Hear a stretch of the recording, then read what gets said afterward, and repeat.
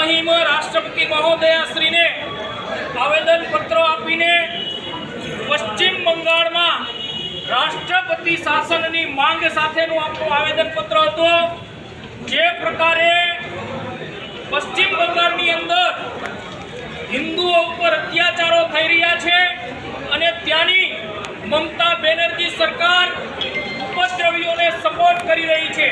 આ વિધર્મીઓ પહેલા કાશ્મીરમાંથી હિન્દુ વિસ્થાપિત થયા, આજે કેરળ તલવારની નોક ઉપર છે, આજે પશ્ચિમ બંગાળ સળગી રહ્યું છે, કાલે પૂરા ભારતની અંદર દંગા ફસાદ કરવાની આ વિધર્મીઓની યોજના છે। એના વિરોધમાં આજનો આપણો કાર્યક્રમ હતો।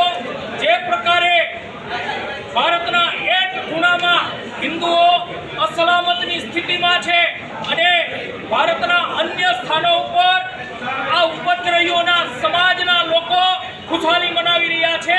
એમને આપણી ચેતવણી છે, પશ્ચિમ બંગાળની અંદર અત્યાચારો બંધ થાય અને રાષ્ટ્રપતિ શાસન લાગે, એ આપણે એના માટે આજે આપણે બધા અહીંયા ઉપસ્થિત થયા હતા અને એ આવેદનપત્ર આપીને અત્યારે આપણો આ કાર્યક્રમ અહીંયા પૂર્ણ કરીએ છીએ।